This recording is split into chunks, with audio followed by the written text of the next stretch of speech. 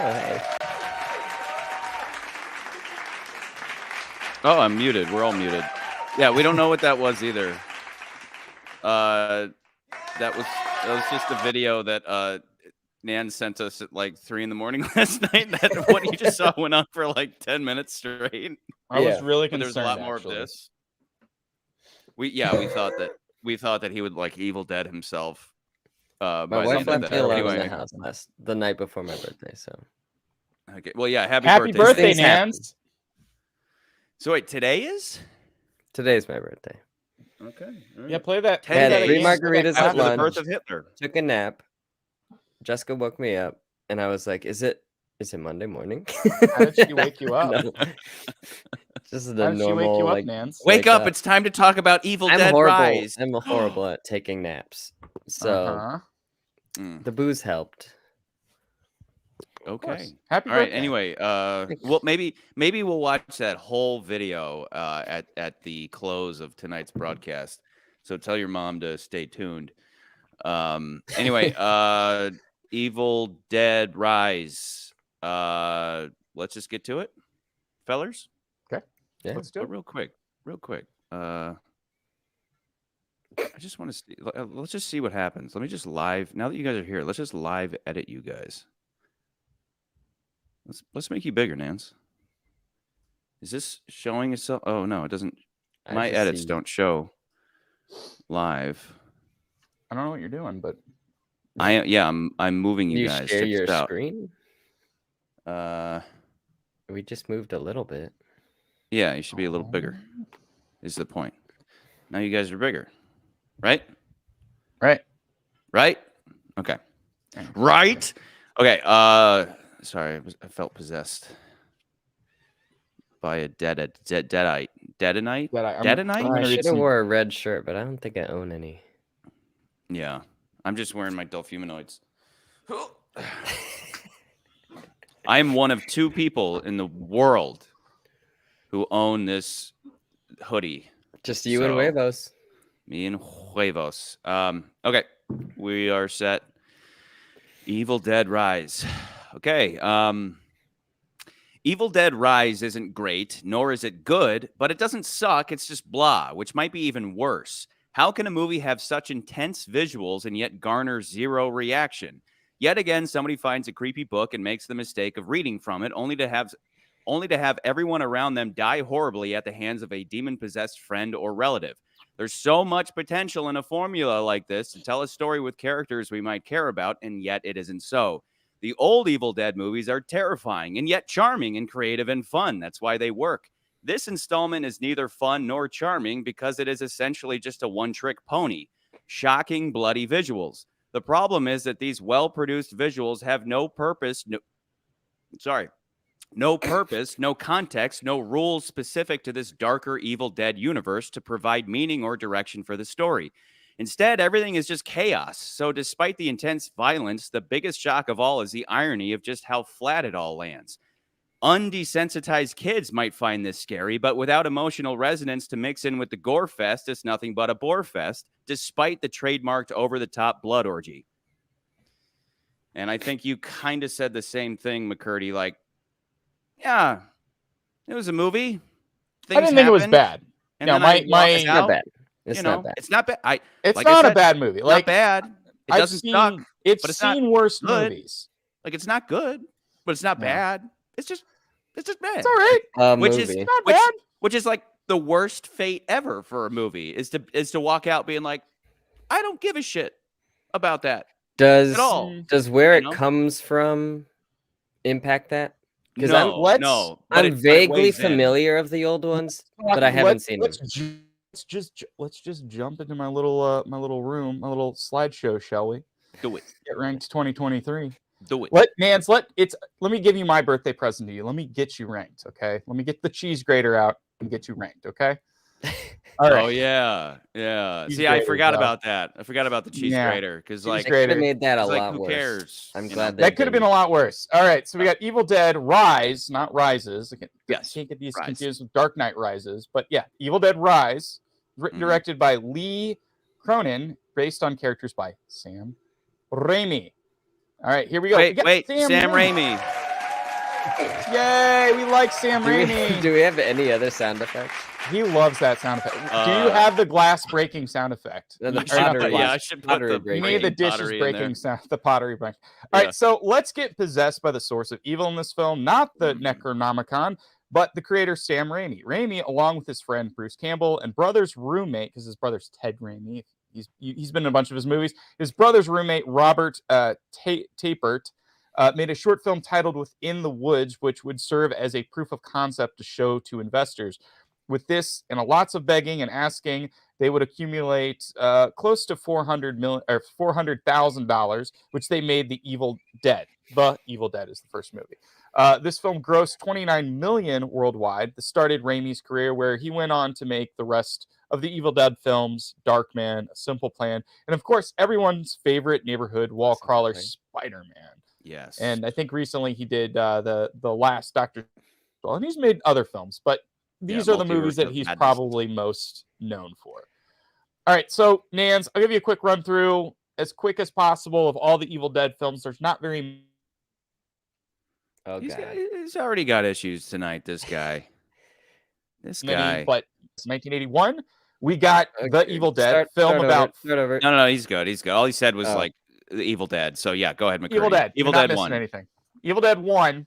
It's a film about 5 Michigan State University students led by Ash Williams, Bruce Campbell's character, who go to a cabin in the woods where they find the Book of the Dead in the cellar, along with some tape recordings from an archaeologist. They play the tapes much like this film. I wonder where they got that idea. And awaken the Deadites that possess and torture the college students. Ash becomes the lone survivor. This film was intended to be a straight-up horror, even though it was an indie film with not a lot of money. And then in 1987... we got Evil Dead 2, Dead by Dawn. This film is considered a horror comedy remake because if you watch Evil Dead 1 and then you watch this movie, you're like, this feels like it's the same exact movie. Thing. Yeah, it's exact. And even in the movie, they don't really play it off like this is a sequel. They play it off like this is like the first time all these events happen. They quickly retell the events of the first one, sans 3 of the people, so it's just like him and his girlfriend. It's just him and his girlfriend. And then him and his girlfriend. But then this, as the story goes, a fresh crop of people come so that they can just redo the first movie. It's really funny. Yes. So it's and these movies, we'll get to it, but these movies kind of reflect just like this growth, like of his career over time, but also like it's the same movie told. It's like he got the chance to retell the same movie over and over and over. And all leading up until this one, and one of the funnier elements of that is that Bruce Campbell, Ash's girlfriend, gets hotter as the movies go on because they suddenly have a bigger talent pool to pull from. You know, so she's cute, little frumpy in the first one, and then she's like this 10 actress by Army of Darkness. It's really funny. Yeah, so this one, it's the same events again. As the first one, Bruce Campbell returns as Ash. This is the film that made the chainsaw shotgun combo famous. So basically now that's kind of a thing in all the movies.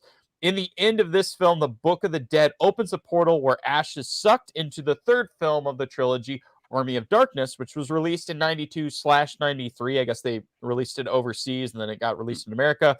This film follows Ash now in medieval times or Middle Ages, where he fights an army of darkness using modern technology that had been sucked in, such as his shotgun, his chainsaw, and his Oldsmobile. This movie is like it's the one that is a continuation of the last one. So you can finish Evil Dead 2 and then start Army of Darkness.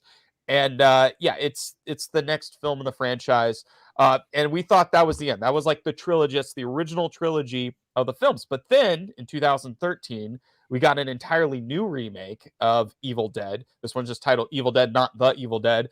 This film follows many of the same events of the original, but with one major catch. It's a straight horror film. So they basically remade the first movie, and it's not a comedy. It's like straight up a horror movie, and it's actually pretty good. It's like, what if we had money? What if 30 years ago we had money?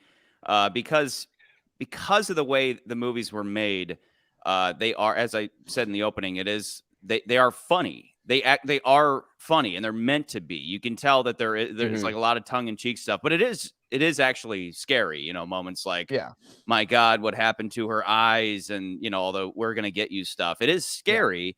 But it's all done it's all extremely creative. It's quite clear that it's this young filmmaker who really enjoys editing and like getting the camera off the sticks and running around, and then how you edit all those shots together to really create a heavy effect that just like putting the camera on sticks and just running a scene wouldn't do. Like, he's heavy into the editing process. And so those first ones are just a lot of fun. And then Evil Dead, the remake, is just straight horror. There isn't a single laugh in the whole thing. And it actually is really with a bigger budget, you end up with less soul, less creative. Yes, you do, but they did it well with that one because they really did do it. And we'll get to this. The difference between this movie any of these and Evil Dead. Evil Dead So and Evil Dead Rise. There's a subtle difference between them where Evil Dead works and Evil Dead Rise doesn't work. But I guess we'll get to that. Yeah, and it's been a while, so I can't argue either way. But anyway, this movie was written and directed by Fede Alvarez. He's a Uruguay filmmaker who created Don't Breathe, and then he did the second one, Don't Breathe. Oh, no way. Yeah. Don't Breathe is really good. He wrote and directed the first one, and then I think he's just a producer on the second one. And this film was a success, making close to $100 million on a $17 million budget.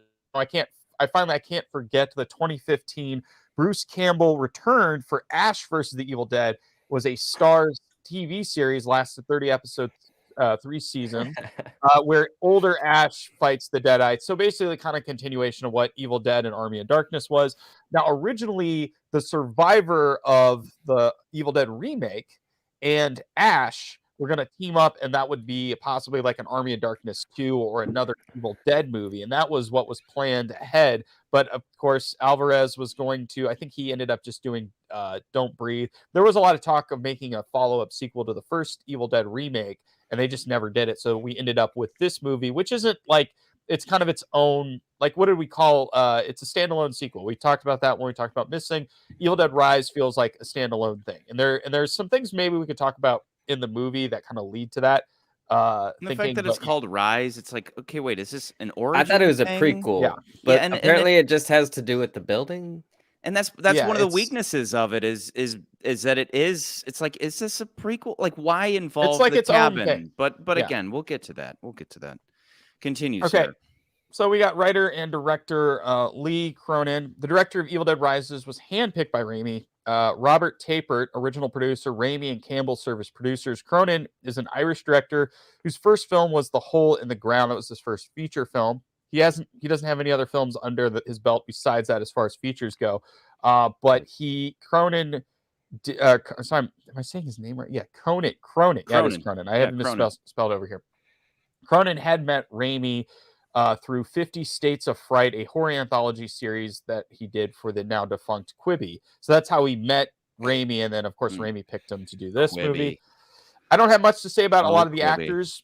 I will say this movie was filmed in New Zealand, so many of the actors are Australian. So you have Lily Sullivan. What is Sam Raimi's connection to New Zealand? Because I recently have been watching Spartacus. No idea. Which then led our buddy Jeff, a friend of the channel. He said, "Oh, dude, Sam Raimi through the '90s basically was just in New Zealand making Xena Warrior Princess and Hercules. Those are his shows." That's right. Which is why it makes sense. His brother was in Xena Warrior Princess. I remember that. Yeah, and he was like a character. He was making those shows, and then which is why it makes sense that years later he would make Spartacus in New Zealand with many of the same people, including Lucy Lawless. If anybody out there really wants to see Xena Warrior Princess topless 24/7, watch Spartacus. But Spartacus is actually a really good show, and it's made by Sam Raimi. I think I could be wrong, and I believe she had a role in the Ash versus Evil Dead series. I think I read that. Would make sense. She had a cameo in Spider-Man. Yeah. She's the one who. They're going through and they're 9 legs or 8 legs sounds hot. Yeah, they're like the some kind of freaky loop was something wackadoo. Like they're talking to all these New Yorkers about Spider-Man. They're like, I think he's nuts. And then they cut to Lucy Lawless, the guy with does she say 8 legs or 8 hands? Guy with 8 hands. 8 hands. Yeah, 8 sounds hands hot, or whatever. Yeah, you know. Sounds hot. Yeah, I remember that. Yeah, Yeah, that's Xena Warrior Princess. Does Peter Jackson have any ties to these? I want to say I've seen like a documentary or something about Evil Dead, and there's like a lawnmower. And real quick though, Sam Raimi though has connections with the Coen brothers. So brothers and Sam Raimi friends. Didn't Joel Coen edit the first movie? Yeah, they edited, like they worked on one of the Evil Dead films, and like Sam Raimi, one of the Coen brothers movie, he second unit directed an entire sequence in one of their movies. So like they're close friends, like they've worked together on a bunch of stuff. I don't know the connection between Peter Jackson and Raimi. Here's the thing. I know nothing about a connection, but I can say definitively that Sam Raimi is the American Peter Jackson, or Peter Jackson is the New Zealand, the Kiwi Sam Raimi. They are the same person. They are the same exact filmmaker. And it's like, if somebody said, oh yeah, dude, they're like best friends, I would not be surprised. I just today I watched Army of Darkness because I rewatched all these movies for this. And there's so many moments that you can point out in Army of Darkness where you can be like, that was referred to in Lord of the Rings, or you can kind of see the similarities between the two. One of them that is the most blatant is there's a moment where he's showing everybody how to make gunpowder, and he hands a bag of gunpowder to somebody, and he grabs it and he holds it up to a candle, and ash grabs his hand and moves it away, which is something that happens in Two Towers when Wormtongue says, "How can fire undo stone?" and Saruman is mixing gunpowder like substance, and he holds a candle to the gunpowder, and Saruman grabs his hand and moves it away.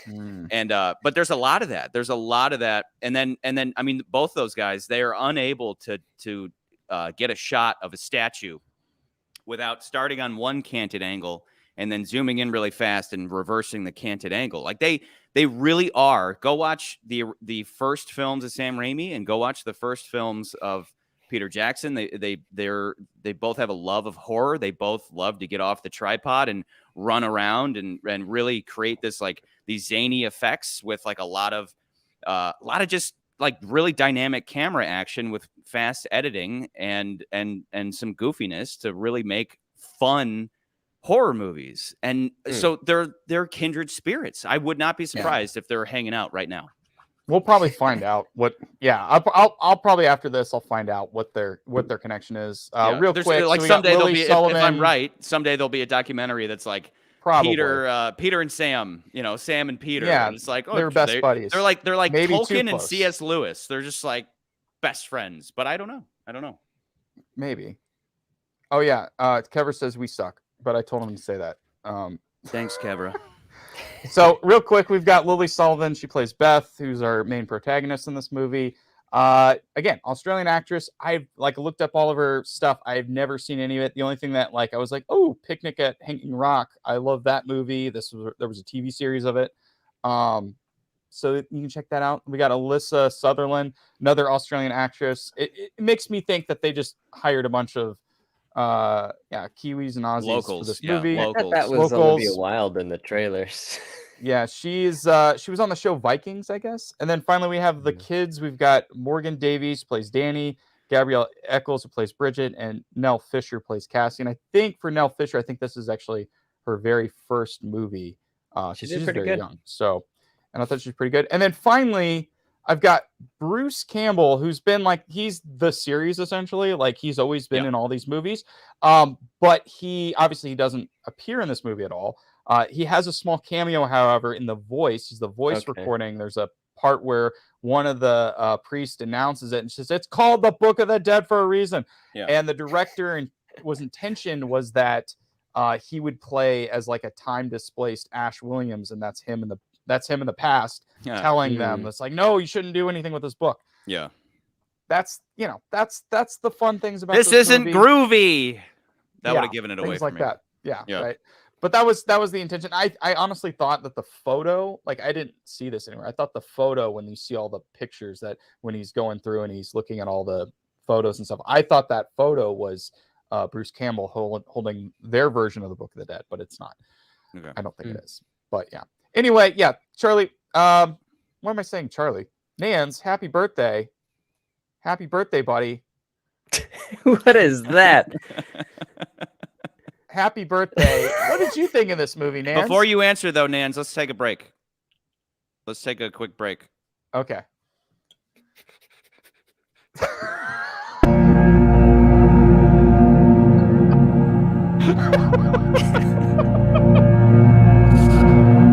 one gets really good and creepy.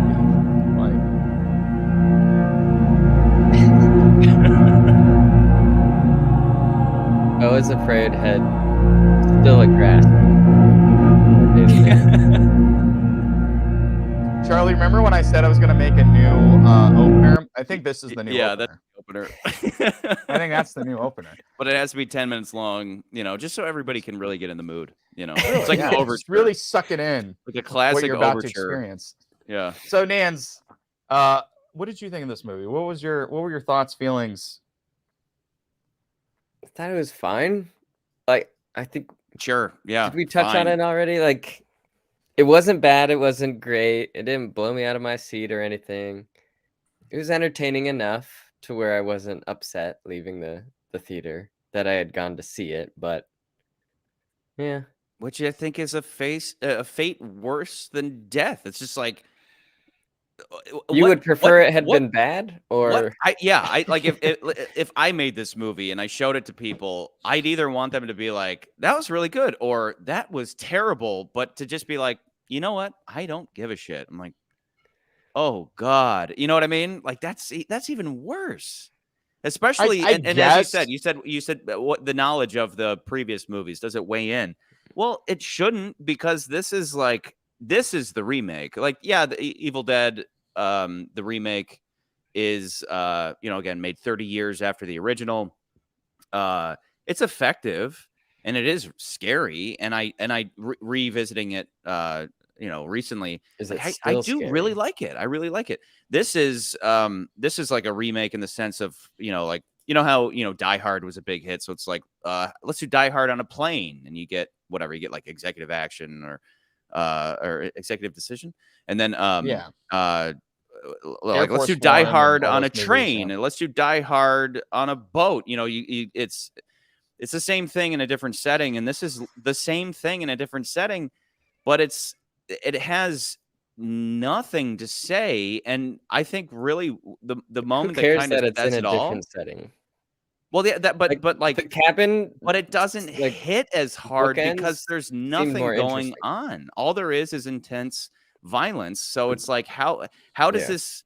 What is the meaning of this? And okay, let me just say real quick. I probably sound like I need every movie to have like some deep meaning or it's garbage. That's not true at all. Some movies really are just you like for entertainment, and it depends. Hey, but it depends. It really does depend. There's such a thing as a guilty pleasure movie, or even like John Wick is a perfect example of like a really well executed movie that has it has a theme, but not like deep meaning. It really is spectacle done extremely well. With this, the other movies do affect my thinking on it, because I'm sitting there going, just like Scream 6, where I was like, okay, wait a second, you shouldn't have made Scream 6 because you didn't have anything profound to say. Just like all the other installments have something to say about their specific installment. The Scream 4 is a remake, and it's about remakes. Scream 5 is a reboot, and it's about reboots. Scream 6 is about nothing, and that's why my conclusion is you just wanted to make another movie so you could cash in. And that's how I feel about this one. You just wanted to make another Evil Dead movie because you wanted to cash in. I was going to say, are you saying you speak for the fans of Evil Dead? I don't think you speak for the fans, Charlie. I speak for the entire universe. Okay, Charlie, I will go as far as say this is I disagree that this movie doesn't have any kind of theming, because there definitely is a solid theme in motherhood and how raising children. No. Yeah, the blood's coming down. No, McCurdy, that's what it's reaching for. That's what it's reaching for, but it's but all. You don't think let me put it this way. The it metaphor touches on it, but there's nothing other happens with it. The visual metaphor, metaphor that speaks volumes is the egg scene. right? Because I'm with you. I was promised a movie about mommy issues, which in the wake of Beau Is Afraid is like, no. Beau Is Afraid is like the king of mommy issues, the queen of mommy issues movies. This had mommy issues elements, and none of them congealed into anything that you can point at and be like, there's the meaning. So the egg scene says everything. So did the kids have mommy issues? I think the movie has all to do with parenting, but you also have to remember, hold on, but you have to remember, like, the protagonist in this movie is pregnant throughout the film, and I think she has to weigh in to decide. And out of nowhere, she's suddenly inspired to have a kid. No, but yesterday, you remember not yesterday, last week when we were talking about Beau Is Afraid, I think we went on this whole tangent about, like, people who don't want to have kids, and like, I don't ever want to have kids. I don't want to bring kids in this world, and you have to have courage to do so. You being so is you quoted as saying, "Oh, that to not have kids in this world would be to say you're a coward." And I felt like there was use that as an excuse. If you say, "Oh, the world's such a messed up place," you go, "But your parents brought you here regardless." But to that point in this movie, I felt like that was at least like that. That's here's what I'm getting at. I agree with you. I agree with you in that this movie doesn't. I agree with you in that this movie doesn't really hit that hard on that theme. Like, it's like, here's the theme, and you're like, yeah, but we gotta be disparate elements. An Evil Dead movie. Oh, she's pregnant. Well, that doesn't have any meaning unless you do something with it. Well, at some point, the demon should have been after her pregnant baby. Stuff with that. Yeah, but there was stuff with that when you get to the point where she's like, oh, I smell another soul here. There's something else here, and like that, like that. Out of nowhere, she suddenly just is like, I'm going to be a mom. And you're like, that was why? a moment where I'm like, if anything,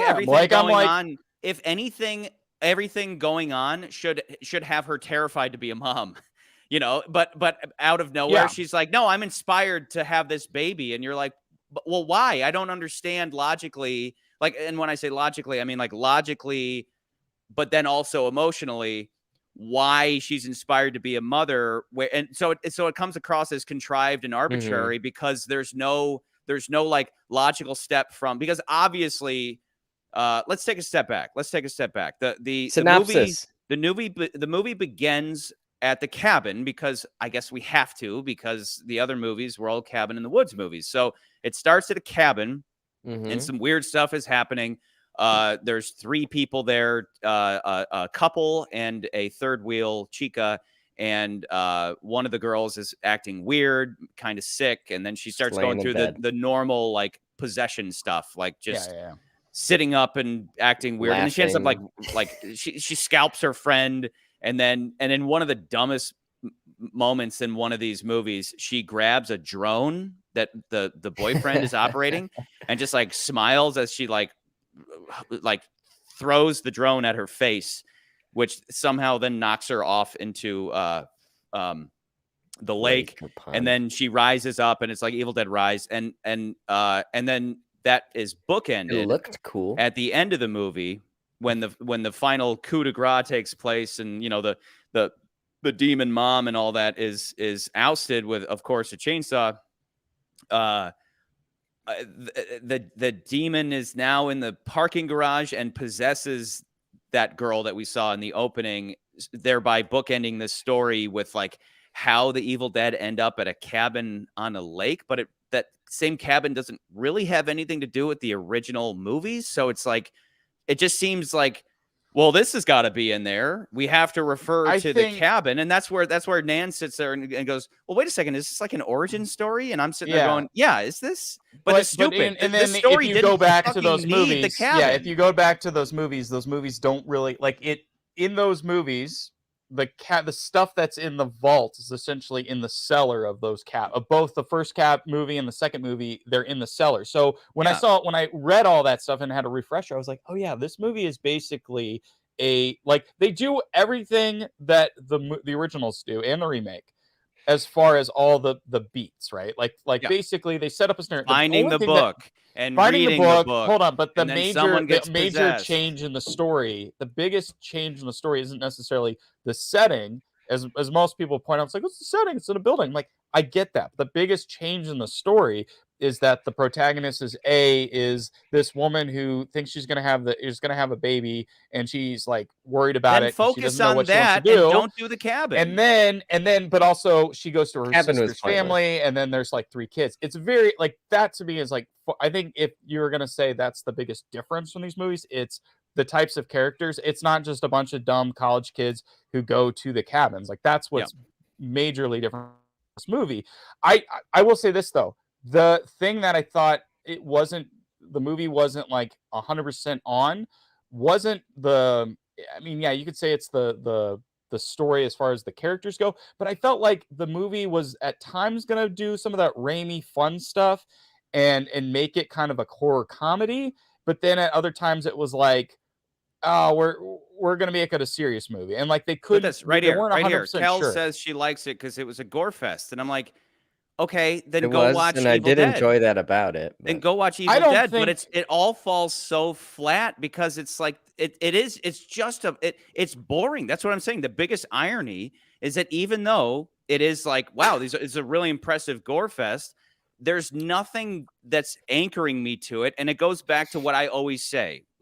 Fellas, what drives me nuts? Well, when people say, well, I just would like to turn my brain off. And I go, no. If I offered you, like, seriously, if I offered you Evil Dead, the remake, and Evil Dead Rise, you would always go back to Evil Dead because Evil Dead Rise falls flat. Whereas what I really like, what I appreciate about Evil Dead is that their change to the story is so it's the same formula of like 5 kids Michigan Staters show up at a cabin in the woods, and where they change it is that one of the girls is a heroin addict and she's going to go cold turkey. So you have this wonderful element of she's going cold turkey, so she's going to say whatever it takes to get out of that situation, and she's going to be a little manic and crazy.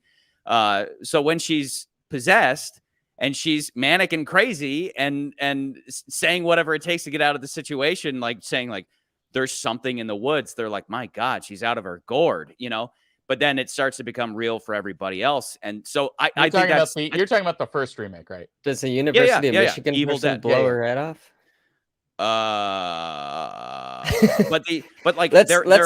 It actually is let's really recommend terrifying, and it has and then do a it has those synopsis, elements of like spoilers. It has a little story in there of between the brother and the sister who's the addict and their family issues and him abandoning her and all this stuff that works. All that stuff works, and then on top of that, this is what I was saying in my intro, is you have this element of the book provides a context for what's going on, and they kind of did that in this one, but overall it's like the nerdy dude reads from the book, and then you have all these sections in the book that kind of showcase what is going to happen. It's like she'll be like baptized by boiling water, and she's in the shower and she cranks it up all the way, and then it's like you need to do a live burial, and somebody had written translations in there. So the book is providing context for what is happening in the story, whereas in Evil Dead Rise there really is no context for what's going on. So it really is just chaos. It's like, there's a line in the original movie where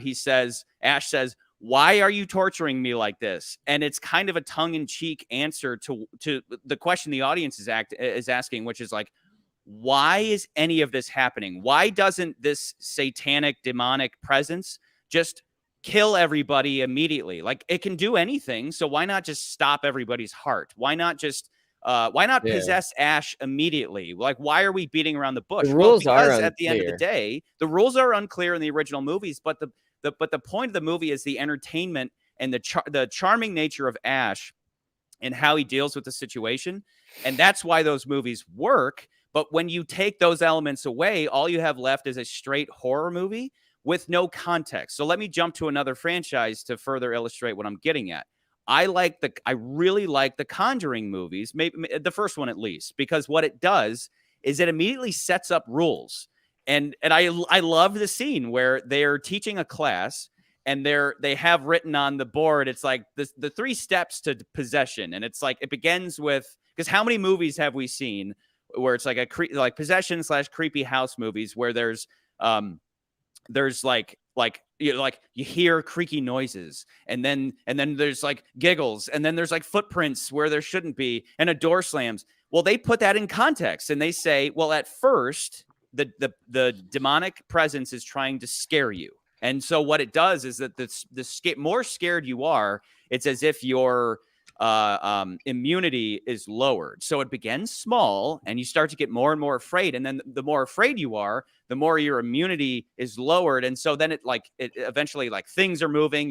You smell poop, whatever, you smell rotting flesh, and your bed starts shaking, and eventually it overtakes you. So they provide context and therefore rules for demon possession. And then because it has that, it's no different than when you have like a vampire movie and they always have to establish crucifixes don't work, but silver does. Or like with zombie movies, you have to establish headshots do or do not work.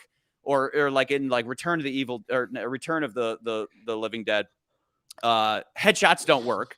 You have to obliterate the body. You know, you have to set up rules, but without those rules, there's just chaos, and that's all this movie is just chaos with no context. There were rules. They don't get to them so like but later in the there's movie. Parts where like the kids they get like blood in a wound or something, and then they turn right. But there's some of it where some it's like of the it's other people are unexplained to you and you exposed kinda to have to that figure it out. same stuff, and they don't. Why can't? But no, if the first presence can just like go into the mom, like it literally just goes into her. Why can't it do that to everybody?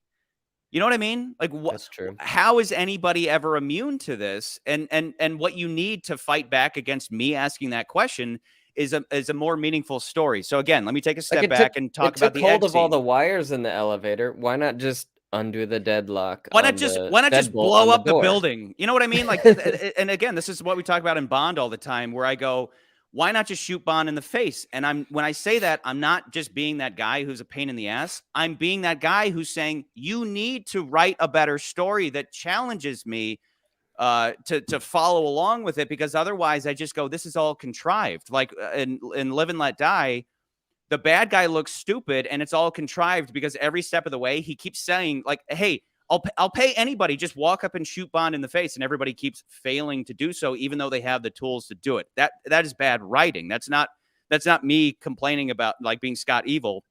You know, I have a gun in my room, I'll go get it.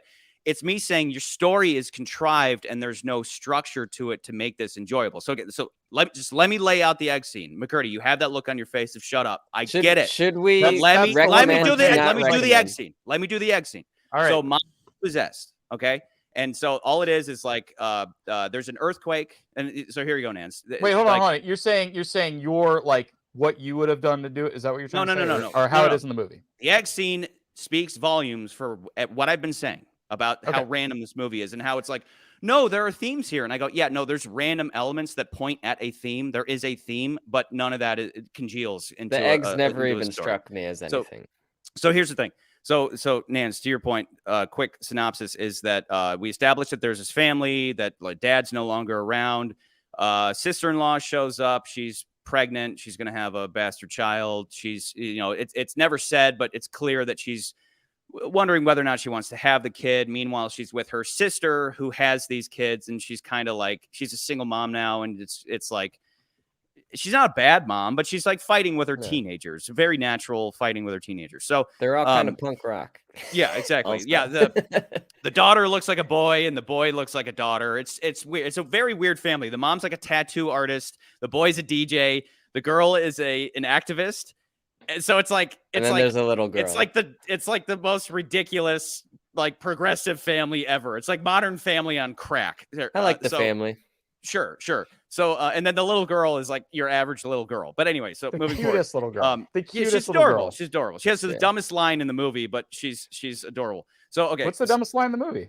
We'll get to that. So, so there's an earthquake, and it opens up a vault in like the lower levels of the parking garage. The boy goes down there. He finds the Book of the Dead. You've all seen the Evil Dead movies. You know what happens. He reads from the book, unleashes the demons, and they just immediately take over Mom. First thing Mom does is walk back into the apartment, and out of nowhere, she just moves to the kitchen, and she grabs the eggs, a basket of eggs, and just starts smashing the eggs. And she's essentially doing a mom thing, and to put on the snooty hat of like, well, this movie has themes.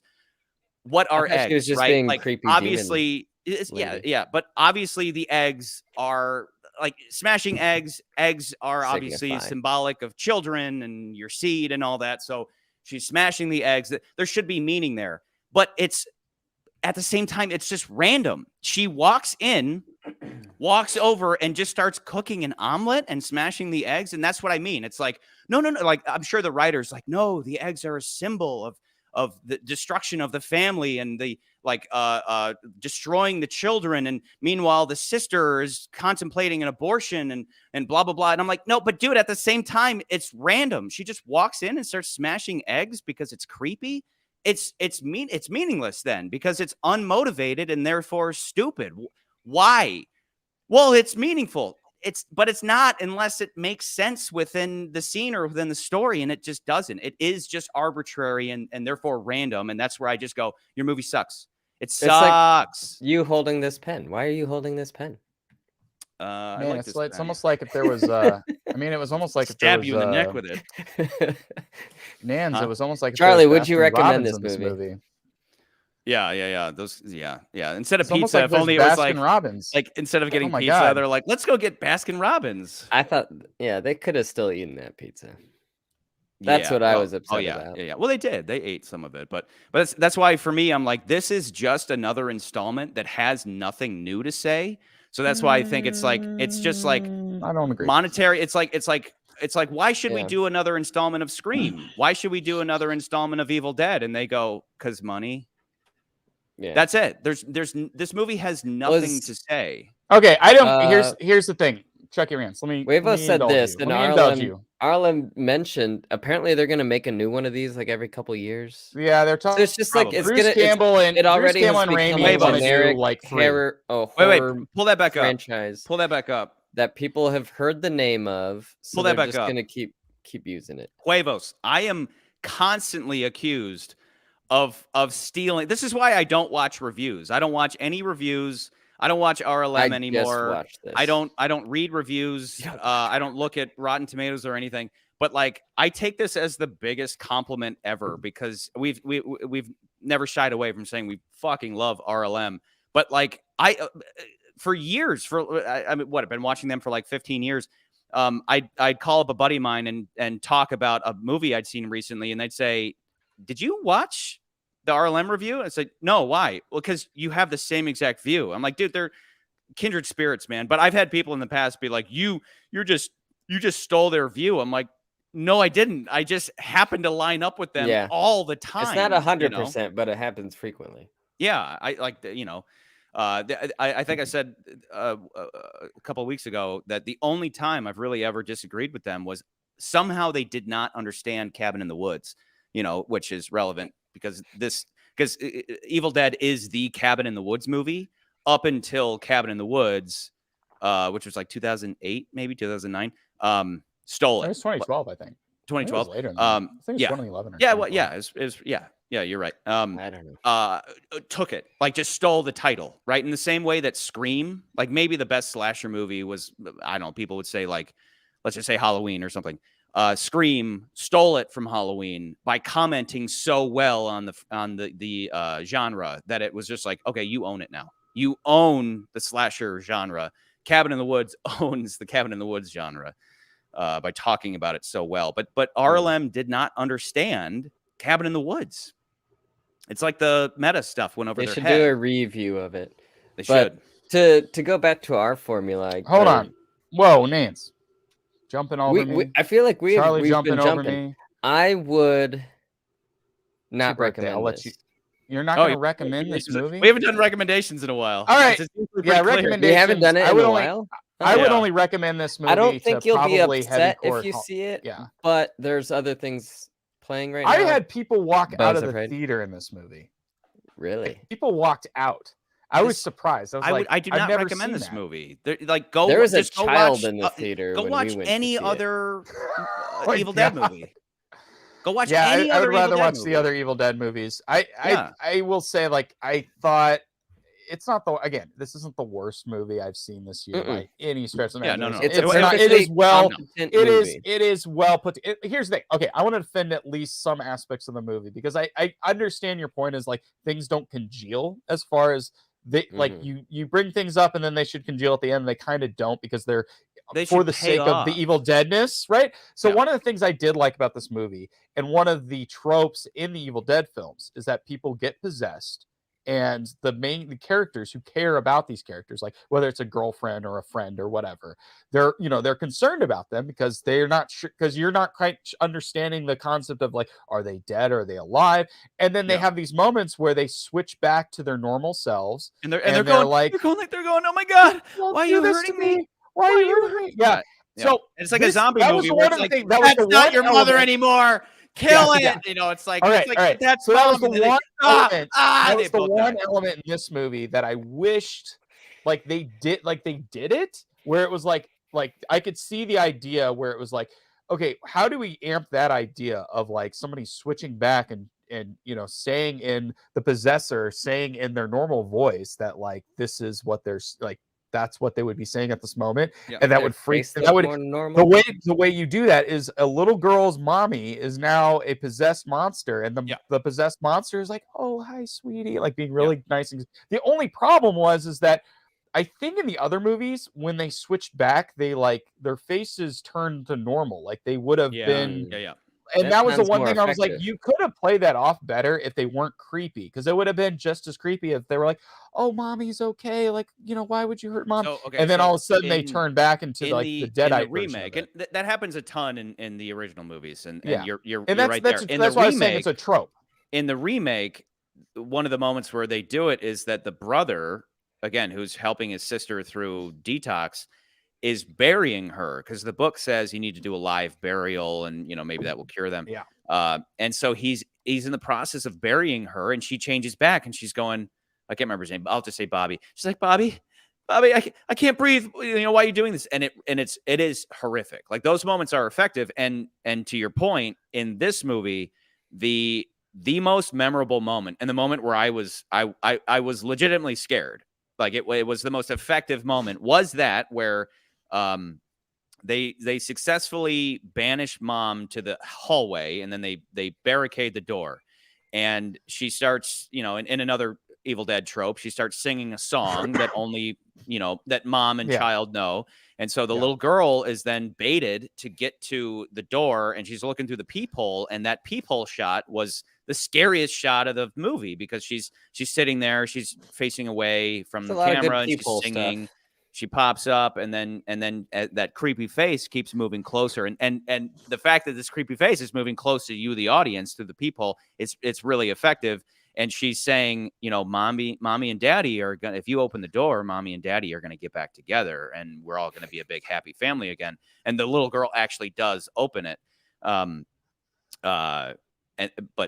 then the demon just like immediately grabs her throat, as opposed to like pushing the whole door open, whatever. Well, there's a dresser in the way. Yeah, and which would stop a demon. We didn't stop a demon. Has done other superhuman stuff. So. And that's what I mean. That's where it's like, okay, take something like Renfield. They play off the classic vampire trope of you have to invite a vampire in. They can't just come in the house. And that's a rule. And you can play to that rule. So there's that great moment where he's like, come on down. And Renfield's like, no. Like, that's a great moment because it's playing to a rule. And once you have a rule, you have context. And when action happens, the audience goes, "Oh, that's like it's clever." It creates a reaction in the mind. Whereas with this, it really is just a bunch of random stuff. So again, to your point, McCurdy, that is, I meant to point out that was the best scene of the movie, and then we're just like done at that point. But you wanted to know there was another moment. You wanted to know the worst line, that stuck out to me, though. Well, wait. Go ahead. I was going to say this though, because we did talk about this, like the drone thing. Like I felt like Lee Cronin was like, okay, I got to make an Evil Dead movie, and wanting to play to the comedy element, but didn't want to play to the comedy element at the same time. So I felt like he was kind of in between, where I felt like he should have picked one or the other. Because there's moments that stick out to me that I'm like, that feels like the comedy horror element. Like when the guy's eye gets popped out and she throws the eye, and then the kid chokes on the eyeball. that to me was a comedy thing. Like Kinda That was that just was a like, reference. That was more like a reference to yeah, but that was another Evil something Dead that movie. that's what I would expect out of an Evil Dead movie as far as a Yeah. comedy bit that you would have done in like Evil Dead 'Cause it's 2. odd. But this movie, it's Yeah. like feels odd because I'm like, I feel like I've watched so much horror, like real straight up, like just like terrifying stuff for like whatever That it was was a for the Sam first Raimi hour. moment.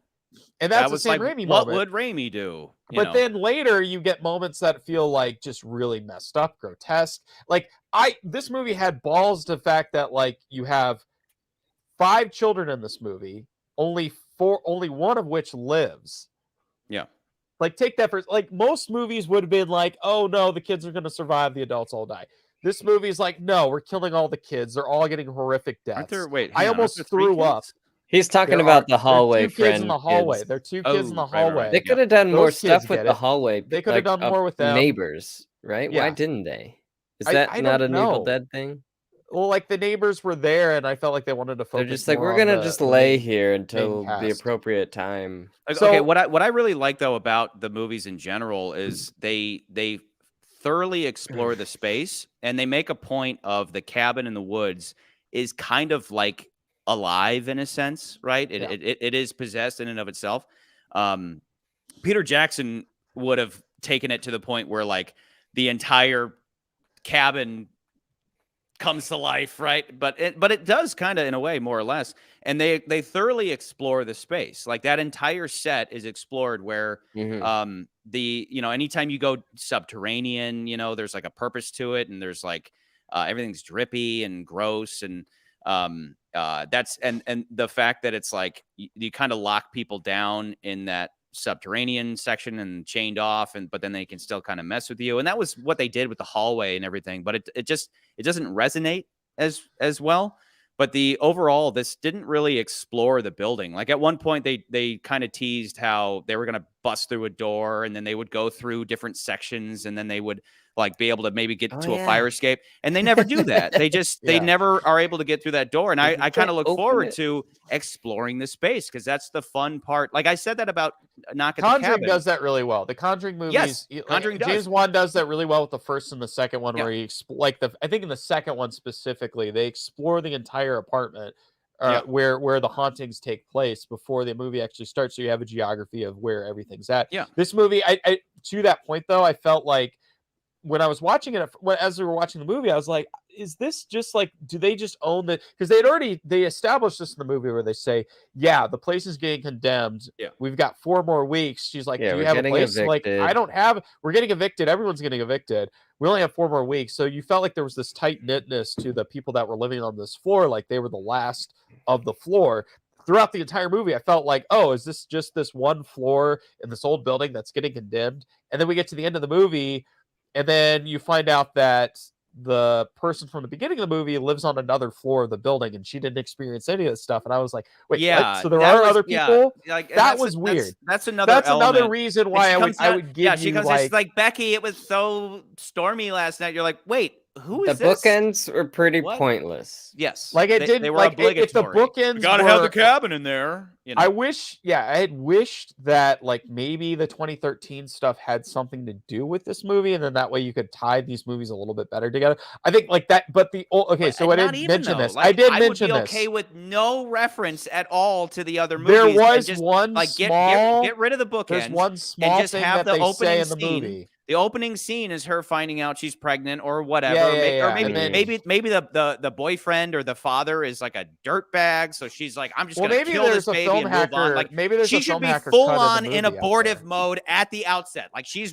like, I'm gonna kill this baby. He's busy And then with over other the Sam story, Raimi stuff. she's like, He's- no, I he's actually from- want to be a mom. But there's nothing in Spider-Man. this story that leads her to be like, you know what? I like, if anything, the events of this whole thing should lead her to be like, I want to just stab this thing right now. There was no moment where it's like, I'm with her, that hope, like, hope springs eternal, and she's going to be a mother, and everything's going to be okay. And then eventually she just drives off with the resolve to have a kid. And then we go back to our bookend girl, as opposed to, I mean, Maybe her fetus gets something- possessed, but she has to kill the original possessor to return the fetus to normalcy. That would be That's a million times ridiculous. better than anything we got. Where So, once again you Charlie, jam you're talking about a the rules, fucking Instead of aborting this jam baby, a- I'm gonna go kill a demon to save the baby. once So, again wait, shoving a hold chainsaw on. head. So part of the rules thing, like we're talking about the rules, the end of the movie, and all that stuff, because you were like, the context of this movie doesn't make any sense, and I agree with you. I generally don't like when horror movies don't have rules. Like it's a weird thing that like a horror movie has. Like I like it and I hate it at the same time because Otherwise, to it's me, all like real horror. arbitrary. To be for real horror to exist, you would not understand the discover the complexities of it. with But in these types of movies where it's fun, it's like, okay, this, like, for instance, like in a zombie movie, you get bit by a zombie, you're going to become a zombie. If you're bit by Dracula, you're going to become possessed by Dracula, or become a vampire. Like those types of things, right? Yeah. This movie, at least, I think, here's what I think the I don't rules have were. his I number, think the rules Caleb. were that the book summons the Deadite, or whatever that the evil dead essentially demon is. It possesses her. It possesses the mom, and it can't possess anybody else unless it does something where it like affects your blood, which you see in the one daughter where she actually gets bitten or like stabbed with the blood of the affected one. So you do see that. And then at the end of the movie, this is where I think it gets a little confusing, is like they obliterate, just spoilers, they obliterate through a wood chipper that's conveniently there that they do set up, that they kill the possessed mom host and son and daughter that are like part of the host, whatever. Yeah. And so they kill it. So now there's no host to inhabit the So now the it's Deadite. just So then floating the around, Deadite attaches waiting itself for somebody. Yeah, and so I think that's at least the idea, is that you're supposed to like connect But two and two and be like, it is just random at the end of the day. it feels really random. is just like I do it's feel like that part feels like, random. But so it's like that same that same demonic presence can't open an elevator door. You know what I mean? Like stuff like that, where it's like, but like why? maybe What is the maybe limiting maybe factor if here? it's already connected. I don't know, man. It's random. I didn't write it. That's I don't where think it's random. like, I think there was a thought process with it, but I do feel like there's maybe left questions that are open, like, you know, like much as like, okay, well, the Gremlins, right? Like, what is after midnight? Like, is it when is that? Yeah, but that's all midnight tongue window in in. cheek. You know what I mean? That's tongue in cheek. Sure, like sure. you But I'm can't saying that's what I'm Gremlins saying. That's what I'm saying. If the with premise this of movie. these movies is we're gonna do a straight horror remake with no like tongue-in-cheek fun stuff, no Peter Jackson-esque stuff. Yeah. Then you need something, and they did that in the remake. They had that emotional resonance. They had those moments between brother and sister where they're sorting their stuff out, and it's all contextualized by the book, and that's why that movie works. And then this one, why is it that we all left being maybe like, it was just because we didn't attach ourselves to the kids that much. Like the kids themselves did not endear me enough to really care that much about them, the kids, other than maybe like, the little okay, girl. There was an entire sequence of like right off the bat where mom just, and I get it. And in all reality, if your mom was like this, how would you react? And that's the question that you kind of ask yourself during this. But it's like there was this whole sequence where mom is just going around. Oh, can you guys still hear me? Yeah, I can hear you. All right, hang on. You are now. Yeah, I think my camera's not plugged in. Hang on. Break. But yeah, to pick up to your point though, I would say that like the kids themselves, if the kids were more normal, then I feel like I thought they were punk fine. rock kids. The kids weren't bad. Like I don't think the kids were bad acting wise. I just think that if the kids were just normal, like there wasn't like, as far as what I think most people perceive as just like average kids, but these I kids feel like they're kind of like the progressive people we went rock to high and roll school kids, with, right? Yeah, but they like the kids seem hung kind of like around rock with and in high roll, school. or like they're into music and stuff. Like I felt really like, thought I don't know if conjuring is the right word, or if I'm just saying that because of the movie we keep bringing up, but yeah, when they do the like record playing thing, like there's a lot of cool stuff to this movie. It's just, yeah, no, and I get where Charlie's we don't going over. It's hate like it. if it just doesn't congeal in the ends. There's a reason why we all walked out of the theater going, you know what I mean? And you guys, oh no, I looked at you and I was like, is it good? You buttheads are the guys who were like, well, you know, agree, if it's I thought they were fine. why do they need to be normal to be more endearing? They were kids. more endearing to me this way, to be honest. I like were you guys just talking about this? Something I was saying. We were talking about the kids. Like, because the kids are so like, as far as just like their appearance, all that stuff, they just seem so abnormal or alternative to what I think traditionally people would consider just And like normal I don't kids. know. The care. girl in And that's not a bad I thing. don't I care. just like this I do too, wonder right? if like that would have made a difference in the way I felt. My Personally, thing is maybe. this. I My don't thing is know. this. My thing is this. What my point was that right away, mom just starts killing everybody. What would have been a lot better, and what happens in the original that they could have taken a page out of that Book of the Dead. If they would have immediately tied up mom, a la fucking Exorcist, or they immediately put mom out in the hallway, and which they kind of did, but they still the girl got hit or whatever, right? So even though mom's out in the hallway, the girl was possessed and she starts killing everybody in the apartment. What would have worked, to your point, and to the overall theme's point, would have been that so you have pregnant aunt who doesn't want to be, or thinks she doesn't want to be a mom, suddenly having to be mom. She has to be a protective mother figure because her sister is like suddenly like crazy. So, but instead of allowing that to simmer, where she's suddenly thrust into a motherly role, Okay, and so now I know what the that would line is. naturally play to the theme where we're all like, oh, she's actually a good mom. She didn't realize she was actually a really good mom.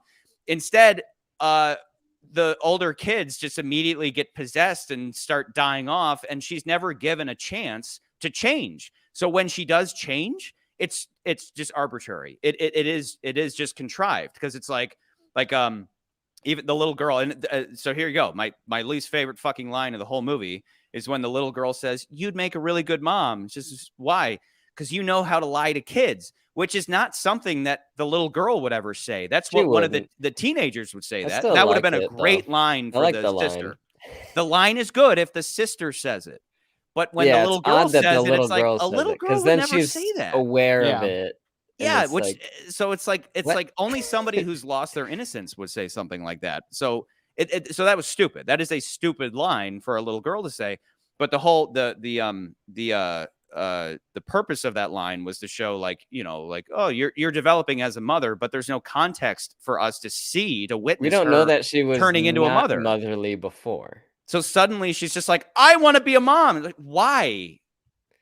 Like, well, maybe because if the script needs it. Like, if the kids hated her before or something, like if she wasn't motherly to them if before, anything, it just comes down to, like, for me, it was for me at least, it was just the instinct of like, I need to protect these children that are my kin, that are up against this evil stuff. Like, which is the idea, but that wasn't fully fleshed out or realized. I think you get the context of it as you're watching the movie. I think, I personally, I got the context of that, but I do see where that's what they want. It's like Secret Service. It's like, that movie's about Bond questioning his career. Yeah, is it though? That's like what they want you to think, but they didn't fully flesh it out. So it's like, no, you get a C. You don't get an F. You don't get an A. You get a fucking C. You set it up, but you didn't pay it off. That's the point. That's why it's contrived.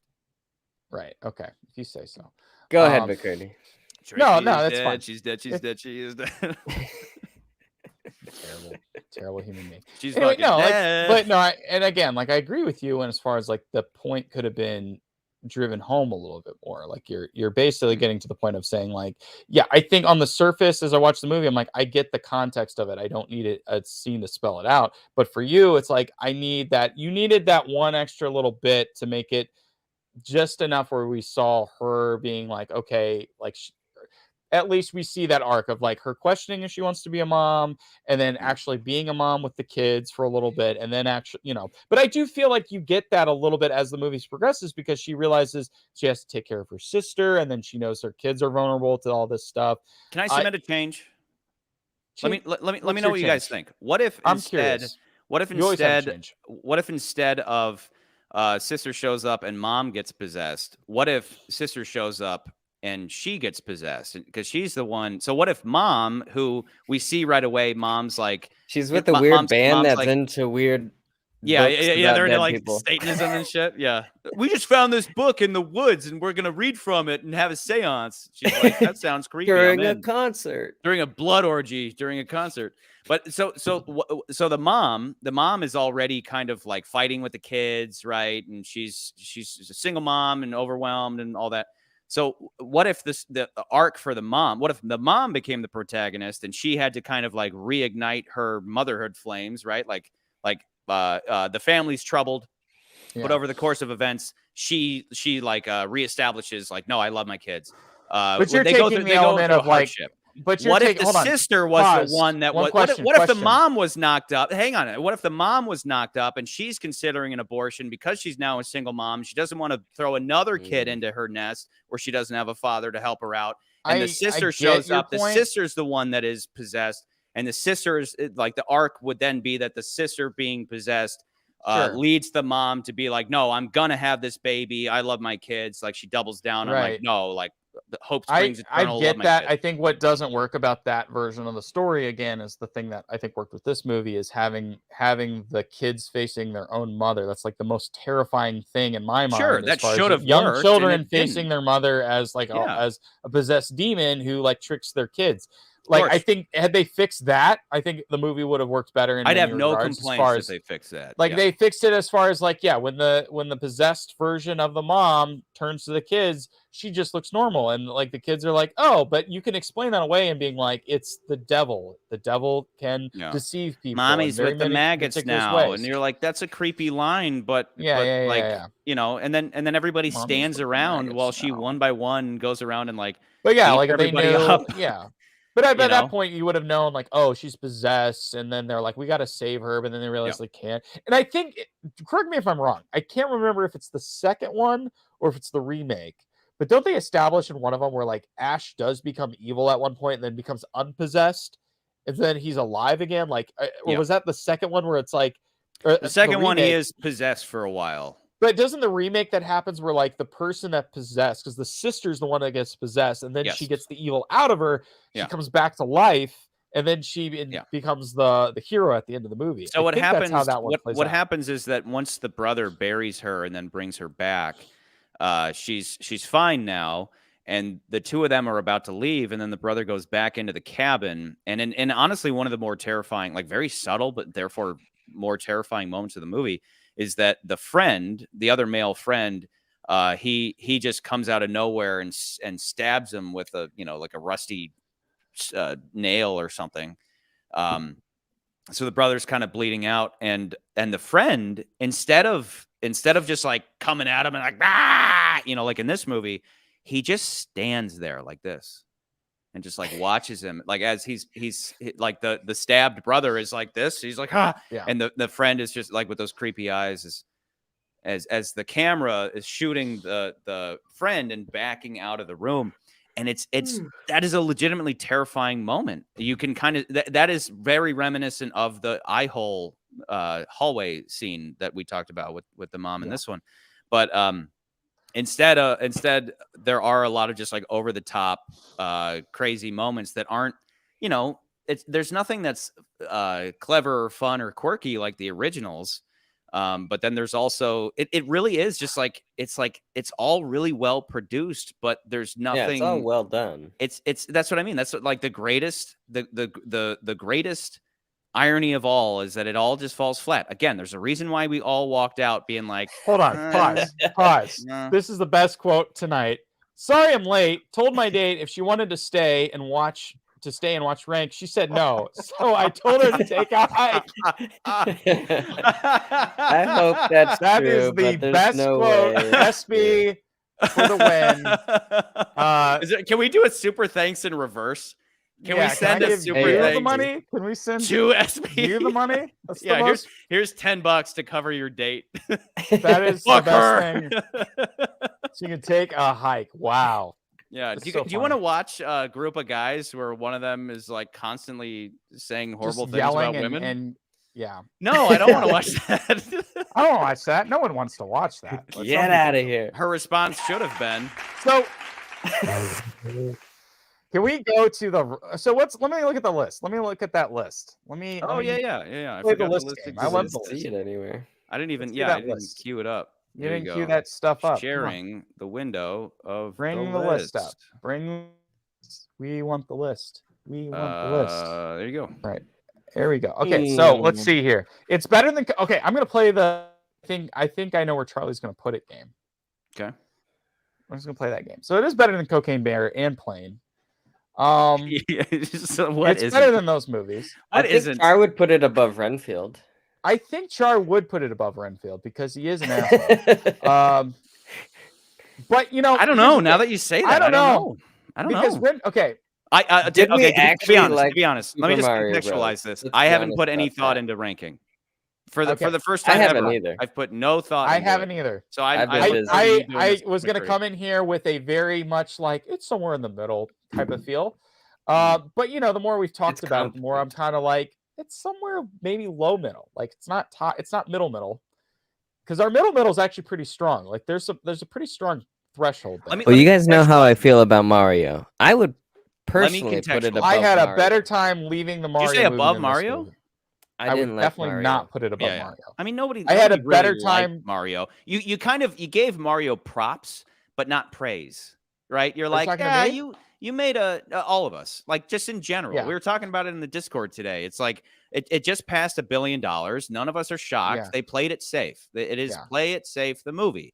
So that Yeah. being the case, it's like it's deserving of a certain level of props, but not praise. Nobody came out of it like it was so good. I want to go see it again. You're like, yeah, it was bright and shiny, and kids like it, but it was safe. They didn't do anything interesting with it whatsoever. Sure. You know. I So, still but let had a me lot more contextualize. fun leaving the theater seeing Mario Yeah. than I did this movie because Yes. this movie did like As again, you to walk your out of this point, movie not giving a you're shit. like that's how I felt. Like that I'm ending. like That ending was I do think embarrassing. like here's the thing like to defend the movie I do think to change the setting was creative. I thought that the change Yeah, of the I like types that. of characters was creative. Yeah. I thought that like again like I thought that Where is okay the let's ego let's here?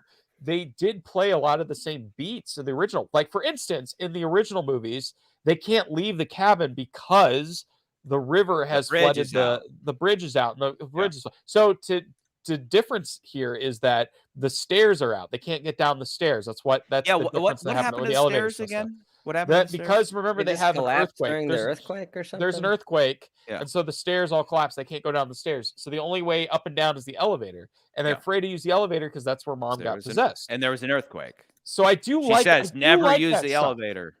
That is stuff I do like. I like Yeah. all that stuff. Yeah, And I I like appreciate it. like it was creative. But again, at the end of the movie, I was like, and I didn't mention this. This was the only time in a movie like I can think of that I almost threw up was when like the girl's eating glass and then's like picking up black I need stuff, to and kill I the almost creepy crawlies inside of me. I gotta right? kill the creepy crawlies inside my tummy. I almost threw up watching her puke. I was fine with that. I was There's some I was jackass like, stuff Charlie and I went through. that was some jackass stuff. I found out some That was stuff some about jackass Char. stuff. Can you imagine if Anyway, the sister got possessed briefly and she was eating glass to try to yeah. abort her baby? Like that like look at Nance's That's face. even Nance is like, horrible. yeah, That's that's even worse. more horrible. That's worse. So yeah, I think That's what I the mean. That would have realm, been fucking effective. But no, Charlie. none of I this is think none of this movie is effective. It is a gore fest, but without any underlying meaning. It's a bore fest. okay. But So, none of it is that being said, crazy dysfunctional either. no, it's not like the worst. Again, it's not the worst movie on this list, but it's not the best movie. I'm like in between Mario and Knock at the or like above Plane, below Mario. That's where I'm at. I feel like I had a better time at Mario. Just Okay, a so way remember, better I've time been at Mario. there are certain like there have been pockets, right? As this list has progressed, where okay, remember we said early on that every one of these, every movie, has roughly been about family, right? Yep. Like This Megan, is another one. family, Plane, family, Knock at the Yep. Cabin, Cocaine Bear. Cocaine Bear sucks. Fuck you. Super Mario Brothers was, Quantumania was, Scream Mike. was, Missing was, Dungeons and Dragons was, Shazam certainly was, Creed was, Infinity Pool and Beau Is Afraid is certainly like Yeah. a lot of these movies have been about family, and this one obviously. But again, in the wake of Beau Is Afraid, it's so flat versus that one. Because again, I avoid other reviews, but as I was making the thumbnail for tonight, sometimes you're like searching for screenshots, and every screenshot was like, this movie is about the falling of the crumbling of the family unit, and I was like, yeah, in theory, in practice, it's not. Yeah.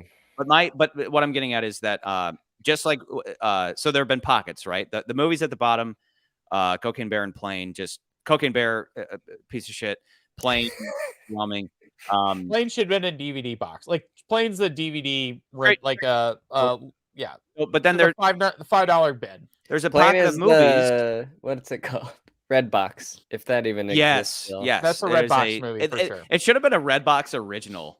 Like if That Redbox, goes like to Walmart. if Redbox started making their own movies, Uh. Plane would be the first one. You know. Yeah. Let's get a big star and then just like, and then nobody cares. Like everything's underwhelming in the end. But it's got a good shootout. Gerard Butler. You know. I'll rent that. All right, so okay. No, let's but put sorry. Putting What this I'm movie getting up at, against though, Knock at the Cabin. what I'm getting at is that there are there's another pocket of these movies where it is the core idea is that they have undermined their own essence, right? So like take Scream as again, speaking for the fans for a moment. Scream 6 undermined its own essence. That which makes a Scream movie does not exist in Scream 6, and that's why that movie sucks. Ant-Man, that which makes an Ant-Man movie is not present in Quantumania, and that's why that movie's not that great. So Magic Mike's Last Dance is another one of those. Maybe Dungeons and Guys Dragons gyrating, but great. like meanwhile in that movie. Shazam, Creed, John Wick, all those movies know what the essence of a Shazam, Creed, and John Wick movie are, and they excel. They like, you know, and I was talking with one of my brothers today about this, and he was like, well, are you saying that like any given franchise can't do something different? And I said, no. They can do different. Again, like we always talk about License to Kill with Bond. License to Kill was the Bond franchise doing something different, but it didn't lose the essence of that which makes a Bond movie a Bond movie. Maybe McCurdy, you may disagree with that, but for me, it doesn't. It doesn't. You know, at the end of the day, Bond movies are essentially about Bond as a character. Yeah, the License Bond to Kill is still a good, but no, I think what you should be saying is if it does something different, it must excel at what it does different. Yeah. License to Kill, I think, excels at what it does different because it's making it into a revenge movie. It's making into a revenge movie using the framework that is James Bond. It's remember that Bond is also an assassin. Bond isn't just a spy; he's an assassin too. People say it's not really a Bond movie, and you go, why? How? So anyway, so getting back on this, this is like the elements are there, right? It's all the Evil Dead elements are there. But it ends up being underwhelming in the end because it doesn't really have anything new to say. It just changes the setting and the characters without really anything new to say. Whereas the remake did. The remake had that core element of these friends going to help their addict friend. And again, I think it's brilliant to have this addict friend where it's like she's gonna start, like anybody who's seen Trainspotting, you know, where you see the main character Trainspotting going through withdrawals and he's seeing crazy demonic shit that you would see in this movie. And that's why that remake works, because there's a moment where she's like this. She's like, you have to get me out of here. And he's like, oh my God, you're tripping balls. She's like, no, there's actually a demon possession going on. So I really enjoy the remake. And then this movie didn't have anything further to add. So getting back to the sacred list, I think you had it pegged. I think you pegged me. I think you pegged me. Hold on. To that point though. You would like that, Char. Here's the thing. I could say that, but then the more you're talking about that, the more I'm also thinking about Scream 6. I still like the Super Mario Brother movie more, but maybe is it better than Scream 6? I'm gonna put this back on the screen. I'm gonna put this back. Scream is still a better movie. Scream is still a better movie than this. Even though Scream, all the problems I have with Scream, it's still, you didn't leave Scream being like, eh. All this movie had was buckets of blood. All this movie had was buckets of blood. It was really good blood, though. It was really good blood, and it definitely excels in the horror elements. But you guys know my take on that. I just wanted to turn my brain off and watch a demon get stabbed in the face. It's more of like, and I go, do you get the heebie-jeebies from the things? Much like if we watch John Wick. Like, here's the thing. To that argument, though, it's like that's the same argument we made with John Wick, is it excels at the horror. John Wick is not a turn your brain off movie, though. It is. No! It is. No, Plain, it's not. plain is, Don't cocaine lie to bear yourself. is. You know it to Extremely be true. well It is a executed turn your action. brain. You That's do the not thing. That's turn the your point. brain off to That watch is the that point to it, movie. though. John Wick. That's the agree point, with though. Chari here. John Wick It is spectacle. excels. John Wick excels at the stunts. It is stunt porn. Yes. I've talked to people who've even Yes. said that. They're like, "You worked on the movie." They're like, "Yeah, it's stunt porn." Like Yeah, that's what that movie extremely is. well Excels at that. executed. In the same vein, though, I would argue that this movie is gore porn essentially. Like it does a really great job doing on like gore, and that's one thing at least it excels at. But going back to the list, would you put it just right below Mario Brothers? Is that what you're thinking? SB, it's a I turn your TV off movie. I think I'm not saying turn TVs off or anything. I'm just saying, or turn No, my brain wait, off. what I'm is just saying, what is? No, he said turn Magic your brain Mike off movie. turn your brain off movie. No, I wouldn't say that. It's just Magic Mike does not excel at what it's trying to do. It doesn't. It could have been something else. And Remember, even the Last seriousness, Dance. it doesn't. Try Last to. Dance was like, we're gonna elevate Magic Mike to high art. It's like, shut up and dance, whore. He Shut just up. wanted to see some I want to see dudes- 6-packs grinding. You know what I'm saying? I want to see 300 in the streets, baby. He wants to Yeah. see men's tight suit speedos with their camel toes. Camel toes? No, not Just the Channing camel toes. Tatum and They're a bunch moose of guys knuckles. that I don't They're know. moose knuckles. Not gonna do it. He wants to I see need their all moose the other knuckles in dudes some back. woman's face. That's what he wanted to see. Moose I knuckles. I am floating above. I'm floating at either 14 or 15. I think Magic 14 Mike's or might 15? be Magic Mike might be my better movie? battle royale.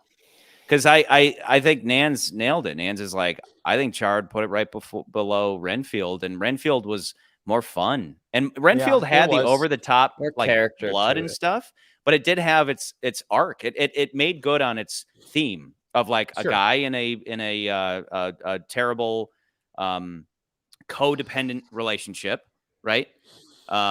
This I think okay. but again, the essence argument is where I the would best say it's argument I above can Magic make. Mike. Hold on. Here's why I would say it was Buzz. If it's between Magic Mike and this movie, which I could agree with, I could be like, yeah, I could agree with that. Mm. I could agree with that. If I could say like why I would put it at least above Evil Dead, at least above Magic Mike. Whereas Magic Mike, your biggest complaint was that it doesn't do the fun shit that Magic for a Mike scene. did. For a scene. Like we didn't even get that. But this movie, at least, even though it wasn't the comedy bits, you It still does got have that blood.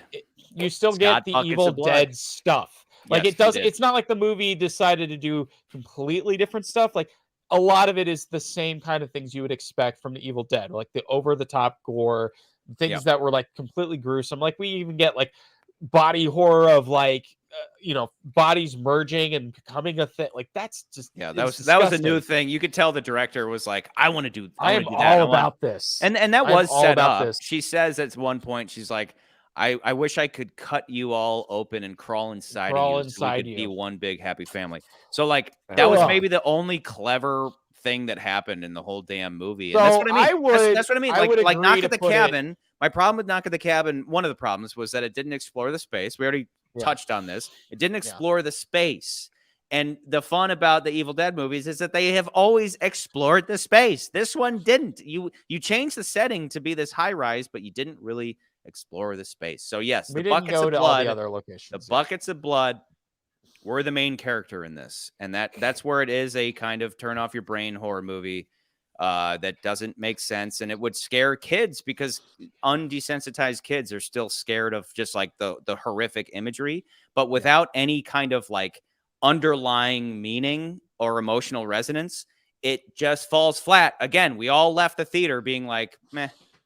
Even though it's like in the remake, it's literally raining blood, right? And it would have been funny if that would have happened in this because it's raining the whole time. If they would have stolen that and it's literally raining blood, it's like you're literally raining blood, but I just don't care. And why? Why do I not care at the end of the day? Well, because you presented themes. Like if you don't want me to be talking this way, don't even present the themes. Don't even bring like this is what I said about Dungeons and Dragons. If you're not going to pay off the romance theme, don't even bring it up. Just don't have it. So why have all the like the mommy maternity blah blah like wanting to be a mother, not aborting your kid theme if you're not going to do anything with it in the end? I would rather just have a mindless but really fun and quirky classic Evil Dead style movie. But this didn't do it. I do wonder if the beginning and the end of this movie did not exist originally, and they just went with this. I could see that. I could see that. Well, we got got to have a cabin in there. Like, really? And again, that's where you go. Wait a second. Is this an origin movie? Because why is it called Rise?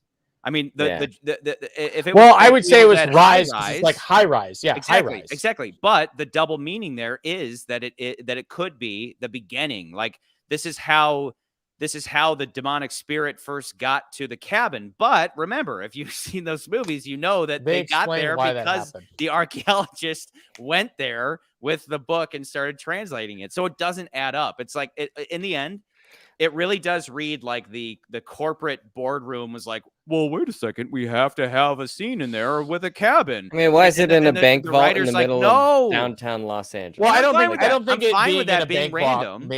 I don't think the bank vault makes random element. Yeah, that doesn't bother me. That's fine if that's just the setup. I actually, the cabin in there too.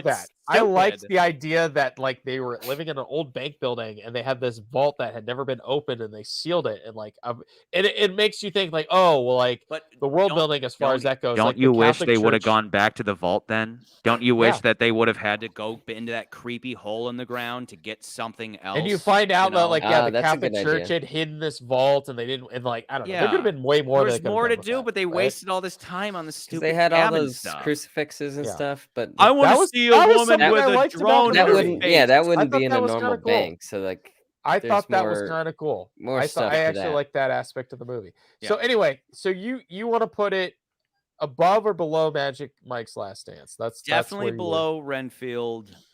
Above Knock at the Cabin, I'd say, but I think I like your argument of it's above. I think it's above Magic Mike's because Magic Mike doesn't do the Magic Mikey things in this movie. It still does the Evil Dead things. Like, don't get me wrong. I just like I can point to every trope and be like, yeah, that's an Evil Dead thing. That's an Evil Dead thing. That's an Evil Dead thing.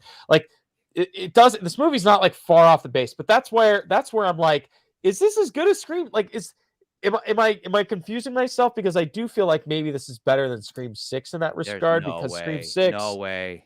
Scream, I don't know. I didn't leave Scream not giving a shit. Like I left Magic Mike kind of being pissed off, being like, I was promised a fucking Magic Mike movie. I thought you wanted some dick. You wanted some dick and balls, and I wanted some dick and balls. But again, remember, it was like you know what these like stick up their ass art critics need? A lap dance. And I'm like, no, like again, shut up and dance, whore. Like that, like give me an entertaining Magic Mike movie. Stop trying to elevate it to high art. Like lap dances are never gonna be high art. You know, it's like every once in a while there's a porn actress. There's some porn actress who's like, I'm trying to bring respectability to my art form. And you go, bitch, you get fucked on camera. Shut up. Like, shut up. You're never going to be respected. I don't care who you are, where you come from. That's stupid. Magic Mike, shut up and dance, whore. Shut up. But no, Soderbergh's like, Lord, you've had too much. Lap dances can be high art. No, that's stupid. Oh my God. Shut up. Charlie, single moms are the worst. I think this is where I mute you. I think this is where. Okay, Charlie's muted. All right, Nance, just you and me now. I'd rather rewatch this than Magic Mike. Okay, that's fair. You guys keep talking though. I gotta. No. I think we're close. We're close. I think we're close. Just tinkle in a bottle. Agree with you. Oh God. Oh no. So Charlie or Nance, did you? Is there anything else you liked about this movie? I mean, there's not a lot I can point to that I disliked. Charlie disliked it more than I did. I didn't hate it, but like I that's why I feel weird about putting it so low because I'm like, I don't know if that's accurate for the movie. Like, I like you get an earthquake, the kid goes down into the vault, pulls out some albums because they're interested in being a DJ and getting some unique tracks or whatever. Yeah. Grabs the book. Like, I do feel like if a kid would do. I do feel like the beginnings and ends, if you had taken that time away from the movie and put back more time into the main part of the film, I feel like the movie would have been better. Yeah, because it does feel like it was an added element at the end of the movie to add this like epilogue scene where like she becomes possessed and she goes off to the woods, and like I'm like, We you could have need just that? gotten like Spirit flying out of the parking garage. That's it. Like we Yeah, don't need but all the like other stuff. yeah, and that's where I'm like I'm torn because I'm like, is it really worse than Renfield? Because I do not that I'm like crapping on Renfield, but I I do think felt like Renfield had Renfield more was a movie. character. Renfield had a lot more character, but I do also feel like that movie had like it definitely was missing elements too, because it was kind of a movie that felt like it had two different protagonists and they went with the one protagonist Mm. over the other one. So that movie also feels like that movie felt like it was edited down too much, where I felt like Yeah, there should have been what were like we the should have key got a half hour takeaways for more. Renfield For me, on like like it why we should have put had it more of where it a is? we should have had more in Redfield. But More. if Charlie, if you're like at below Renfield, I'm like, yeah, I'm but I not gonna think argue it. I'm not going to completely argue it. It's just there's an instinct. There's an instinct in me that says that's not accurate. Like that just doesn't feel Well, right. what are you still feeling Scream? Are you still at that I'm Scream weirdly at threshold? Scream It's because I below know you were Scream. like, because you were like, I don't have any question about it that Scream is a better movie. like what is it about Scream that does it better? Because the one thing that you constantly argued on Scream It's is not like a Scream movie. it doesn't feel like a And this movie. It feels isn't like a an very Evil generic Dead movie. horror movie. This feels like a horror. This feels more like an Evil Dead movie than Scream feels like a Scream movie. I don't know about Mm, that. I don't know about that. This really again, I didn't walk out of Scream 6 being like I'm completely underwhelmed. But with this, again, the greatest irony, I'll say it again, the greatest irony is that for all the really super well produced blood orgy stuff, this movie fell so flat. And I think on its own, the bookends are enough to put it below. Like just the bookends are so bad. they're That not opening bad, and but they're closing are so pointless. bad. They're So wait, bad because SB, they're hold on. pointless. Hold on. SB said, what did SB say? You said, just look at the films you have it competing with. It is far better presentable film than Mario and Scream or even Renfield. I mean, I don't know. Again, like I don't know if it beats Mario. Mario is such a much more joy. I mean, yeah, they're I two wouldn't different care tones, if it but beat Mario is Mario. such a much more joyous movie I don't care that I about Mario. enjoy Mario a lot more. Like I had a better time at Mario. I left the theater much more satisfied. Mario, Even the whole Ant-Man thing and with Wasp. Mario is that it was like our whole thing was this. Like again, to reiterate, the moment that Nan said, I'm not going to recommend it, I said, okay, then I will, because I think there should be some balance. I think it should be a 50-50 movie. Neither of you recommended it, and I was going to, but when you didn't, I was like, okay, we need a balance here. It should be a movie where there is a 50-50 recommendation, because on one hand, it is We like, got Chaz. on the other hand, it is a celebration of Mario. And they Yeah. did well in terms of the celebration of Mario. The story sucks. The story was garbage. It's Play It Safe, the movie, but it was a celebration. Like our buddy Jeff, who was on the Dungeons and the D&D Parties can be episode, boring though. he exactly. So Jeff was like, Not he enough watched our pizza. review and he was like, I totally agree. It was like fun. Like I said, don't go see it unless you bring your daughter, and he did, and he's like, she loved it. I'm like, of course she did. It's an Illumination movie. It's a good time, and it'll movie. get kids into Mario. But like if There you're are just kids an in Evil adult Dead without Rise kids, too, don't though. bother. Do not bother. But it is a celebration of Mario, regardless of the story being lackluster. This Right, okay. is just another going back to Evil retelling of Dead. Evil Dead that didn't need to be told. Like this story didn't need to be told. Right. I'd rather go watch any other Evil Doesn't Dead add movie. anything. So okay, to that point, so you would put it below Renfield, above Magic Mike. That's Renfield at least had like the over the top bloody moments of Renfield are like watching has more something out of the character. It's a MCU. lot more, yeah. And they were funny because they had the same kind of like blood orgy stuff, but they were more enjoyable and fun. And there was like a full character arc there. There was like it made good on its themes, whereas looking through the list, exactly. like again, my essence argument is there. Scream had its Scream elements, but very weak. That was my whole thing. Was like. The meta film commentary was so weak. It was like obligatory. Like remember they had that whole scene. Her whole thing, the film expert, that character, her whole thing was like, we're in a franchise now, which means anything can happen. And I was like, oh, how profound. What amazing deep insight you have. Because you're film already in a expert. franchise by It's the so by the stupid. fourth movie or whatever. So Yeah, it doesn't really. yeah, Yeah, and like by the somebody time, actually it's the commented same argument that to make the trilogies, really. Yeah, somebody said somebody commented on that video being like, there was a whole scene where she said she was talking about being in a franchise. I was like, yes, it was in there, but out of obligation. Just because it's in there and checks the box doesn't mean that it says anything. And all it had to say was, like, he was like, there's literally a scene where she says, fuck this franchise. And I was like, yeah, okay. What did that have to say about films of that era or being the 6th installment or anything like that? It had nothing to say. So it was just it was just a movie they made because they wanted to it was an excuse to make another Scream movie. This poor excuse to have another Evil Dead movie. Just another installment of the franchise. Go give us 10, 20 bucks, buy your fucking popcorn, idiots, and we'll just give you the same shit with nothing new to say. Fuck, I'll say it. I hate this movie. Wait, which one? This movie. Evil Dead Rise sucked. No, but it is underwhelming. It just is. It is underwhelming. I get that. It is that. So obviously I would. the worst Okay, of I the will. Evil Dead movies. I'll. It is the worst. I'll Scream agree 6, with the putting it worst above. of the Scream movies. I will agree to put it above Magic Mike. That's where I'm probably. I agree with that. Like, I'm not like, again, coming into this, I was like, I don't have like a strong feeling about it. So like, SB says we should. I don't really have a strong feeling to arguing with you, Charlie. Like, sometimes I feel like you're on it, sometimes you're off. SB, I watched Sisu. I could almost put it below Magic Mike, though. You could. Yeah. I don't care. I think I liked it better than Magic Mike, to be honest. Okay, that's enough. That's enough for me.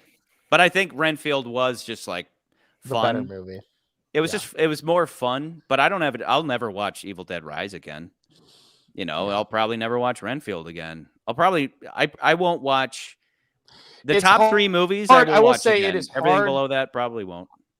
It is hard in a franchise to make movies that are like, if you're gonna make, the thing is, like, if you make a franchise movie, it's got to connect, and I feel like some people forget that, and I do feel like that is a common theme with a lot of these movies. If you don't make a movie that, if you're making a franchise movie, it should connect to something else into the franchise. Like this, like, and that was a point that I was going to get to, was that there's a point in the movie where it says something like, this is one of 3 books of the dead. Right, like they say that in the movie, like it's almost like, oh, so there are other Necronomicons. Like, are you saying this is one, and we saw the other 2 in the Comicons? Which goes back to Army of Darkness, because in Army of Darkness there are 3 books, and he has. But like, but they're saying like maybe this is one of the books, and then the one that we see in the original Evil Dead is another one, and then the one in the remake is another one. You know, like I was like, was that what they were trying to get at? Like, I thought that was kind of a different idea, but. We never get anything that's really tangible that makes you want to say, like, I need to see the franchise. Because that's the one thing that Marvel movies at least do really well, is like, you want to go see that movie because you know it's going to be a piece into the next movie. Like, you want to find a little bit more of the story. Yeah. That's the thing that people criticize about the movies, but at the same time, they're like, the Necronomicon. Necronomicons. Let me ask this. In the other Evil Deads, is there a closure to, like... Yes, like the demons come out of the book. Can we get them back in? In Army of Darkness, there is, because he goes back in time. He fights. Basically, that movie's a kid in King Arthur's court, but it's Ash fighting Evil Dead, and it takes place with King Arthur. Because like for me, I get like Harry Potter. Monster Book of Monsters. He defeats them. Tom Riddle. He needs to stab it with like the fang or whatever. And he says a special spell, and then he. Yeah, in the first movie, he throws the book into the fire, and that stops the possessed people. Like the Necronomicon. They turn to like goo or whatever. But then it turns out that he didn't. By burning the book, it didn't do anything, and it ends with like that camera flying into his face, and then that connects to the second movie, where even though he burned the book in the first movie, the book is suddenly back. Like it's very fractured. It's a time travel thing, because it's like they go none of it really connects. None of it really like congeals and makes sense, but you forgive it because the movies are so quirky and fun. They have this sense of humor. They are highly imaginative.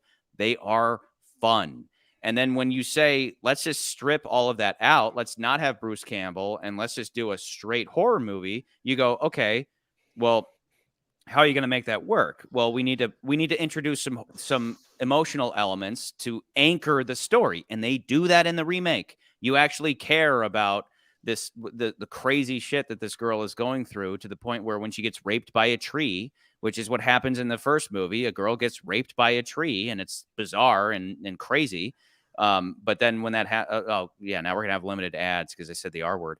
You said the R word. I said the R word. You dumb. But it's a tree. Come on. It doesn't matter. You're not supposed to say the word. It's a computer. It doesn't know things. Yeah. You idiot. You have fucked us. Necro, Now we're come on, gonna make Raycon. No Necro, money come on, instead Raycon. of 1 penny. Gosh, dang it, Charlie. but I was when- really hoping to pay this month's rent. Yeah. I was really hoping Everybody that we'd be able super to chat pay right now so McCurdy doesn't starve. He needs diapers. For Anyway, himself. So Yeah. when that For stuff myself, happens, yeah. though, you have all the you have the blood rain and all that, and you have the ending, like the demon at the end is like, I'll feast on your soul, and she goes, feast on this motherfucker, as she jams a chainsaw into the demon's face, and it's like and just blood, like it's just raining. It's blood. awesome. It's cool. great. It's fun. It's Yeah. great, but it has context, whereas this didn't have that. It, as much as you want to point out, like, no, it had themes. It does. Of Shut motherhood. up. Quit being It a. doesn't. Quit, just It shut doesn't. up. Those Just are there, shut but up. they don't do anything with it. Put They don't do just a write it on your fucking thing with stupid it. list. Just They write don't it do on there. anything with Stupid. it. I just shut Don't the- you, dude, you're going to hell. You consistently blaspheme the list. You're going to Good. list hell He's- to My be hell this is to probably be heaven saved going by to this demons needs to be put in a book. forever. It is going to on be human put in skin a and Necro blood. Comic Con. It's going to be put in the Necro Comic Con. That you are a blasphemer. The book of the rants. Book of the rants. That's Yeah. Book of the rants. Okay. Anyway, okay. I'm- so it's should I above. So do- we're putting it below Renfield, above Magic Mike. Is that I'm where good we're with putting it? that. That I'm sounds good right. with Are that you too. guys I'm good okay. with that? Yeah. Okay. That's fine. Okay, I'll go for it then. Just put it in there. Wait, What's and the name while of this Charlie movie fixes, again? hold on. While Evil Dead Charlie Way. fixes the list, Yeah, let's, we have a good couple minutes. let's watch the rest. No, this of, is towards the bottom, so we're good. Oh yeah, wait, yeah. Let's watch this while Charlie fixes the list. Wait, is Wait. it not play? Do you have to play it? Did you remove I just pressed it. I added it. it? Oh no, it's Maybe you have to play it. Oh no, hang It's on. not playing. Well, it's Oh, there we go. Thanks My for part, tuning in, weirdest, everybody. man, I was concerned. I was very concerned. I love how the light, like, it's really red. I It's was just like, what placed is- under my computer monitor that Were you cycles getting- through light colors. Were you getting possessed by, like, an alien being? No, I was really enjoying synth pop and then soundtracks, and then I love I Annihilation. have to see that movie. That's Just one I have now. not seen. Annihilation. It's real creepy here.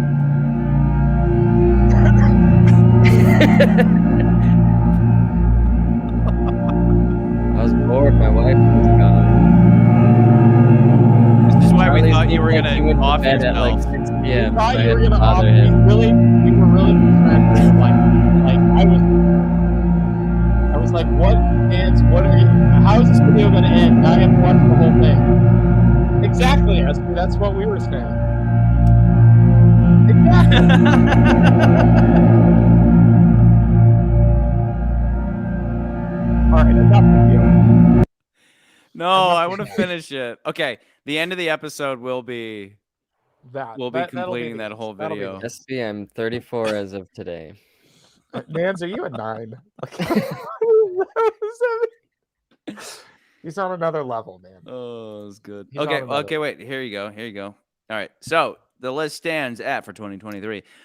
Beau Is Afraid, Infinity Pool, John Wick 4, Air, Creed 3, Shazam 2, Dungeons and Dragons 5, 4, 5, Honor Among Dungeons and Thieves, Dragons are Honor Megan Among Missing, Scream 6, The Mario Bros. Movie, Ant-Man and the Wasp, Quantumania, Renfield, Evil Dead, Rise, Magic Mike's Last Dance, Knock at the Cabin, Plane, Cocaine Bear. Go fuck yourself.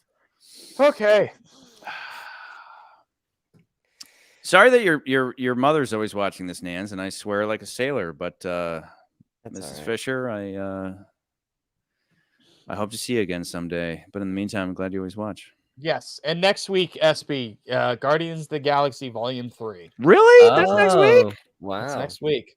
Okay. Now here's the thing. We may be doing some surprise ones this week. I'm down. We might be doing some live surprise ones. So we might Yeah. add some extra films in the list this week. That might happen. So we'll see. You know, Nans might not be there. I might be there. Wait, what? Yeah, Nans, you might be coming on during the week. So just tell your wife. Your wife might be This coming on. week? Yeah, this I don't know what's going on. Of course you don't know what's going on. You're meditating. SB, I did tease Sisu, but I'm not going to talk about it just in case we end up. We might do Sisu as well. Who knows? What else is coming out? Can you even hear us? All right. Okay, wait, Nance. Yeah. Are you going to play any games tonight? Yeah, Nance, No. you're gonna play any games? I'm gonna play some games in my house. I should do some work and go to sleep after drinking lots of You're not going to do water. a birthday stream? Do a birthday stream. Come on. Do a birthday stream. Do a birthday No. stream. Or just come over. Birthday sleep. Oh. Oh, You truly That's are adorable. 34 years old. you need. Yeah, you my need- joints hurt. Yeah. Naps are sounding better and My better. fingers hurt. So to wrap this up tonight, who Okay, are we toasting to? let's wrap this up. Just... All right, get that off. Get that out of here. So tonight we are toasting to here's the crazy thought. Spirit Halloween.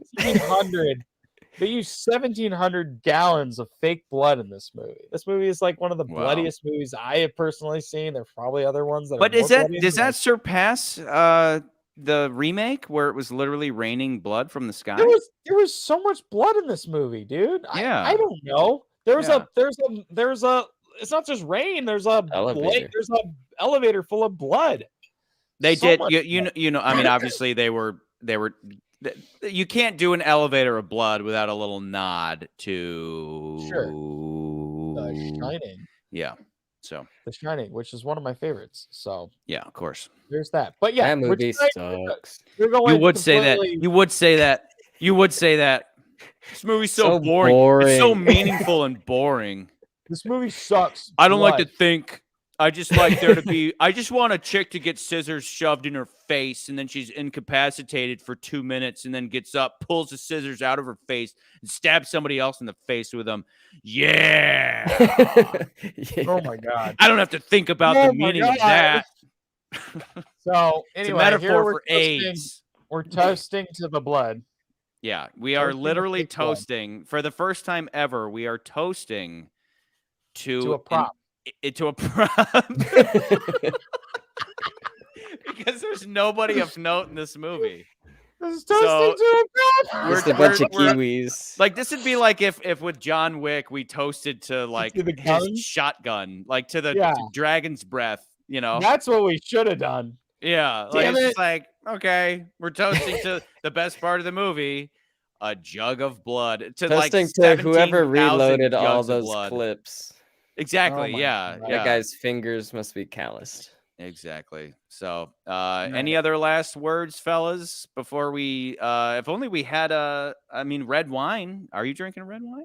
I'm not. I'm drinking alcohol. If only. Dude, okay, wait, hang on. Business idea. Oh my god. Why do they not sell alcoholic blood? Like alcoholic Somebody fake probably blood does. for like Satanists to drink They at do. parties. Okay, so actually, here, Charlie. Actually, real true story though. True story. So if Are you saying my business to, idea is already taken? Probably the bands that the Maybe I'm not. Okay, I'm not 100%. 100 percent sure. Exactly. So if you go to, if you come down here to Covington, Georgia, it's where they filmed Vampire Diaries. Hmm. You can go to. There is a shop in Covington that do the tour, so you can see where all of the places they filmed in Vampire Diaries are. They sell these blood bags, and little girls, like 11, 13-year-old tweeny girls, buy these blood bags and will bags like of drink blood. them. And I'm not sure. I could be wrong, but they might have alcoholic ones that they Oh, drink. okay. Okay. freaking blood bags of like it's like a juice, it's like Yeah. a just regular like whatever cocktail I'm juice. just saying, But there's yeah, that'd be weirdos and funny if that Satanists would be out like there that need to that be It needs kept to off. be in like one of those bags, like a doctor bag of blood.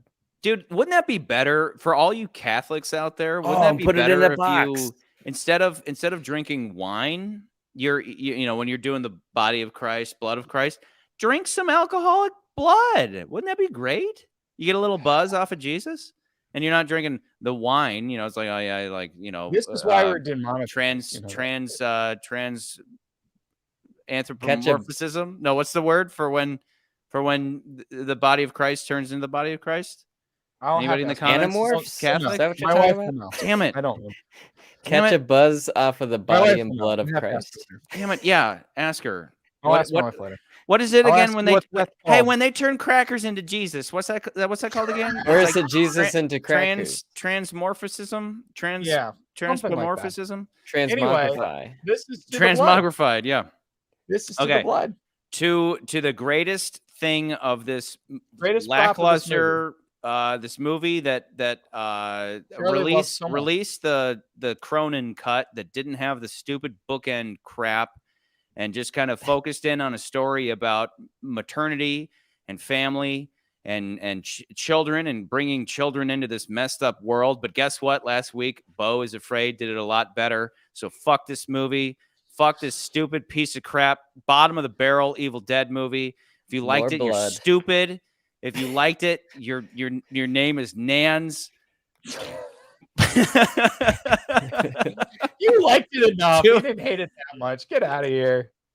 Leaving a movie blah is like a fate worse than death. So anyway, to buckets of blood. Happy birthday, Nans. Happy birthday, Nans. To jug of blood. Thank you. Happy birthday.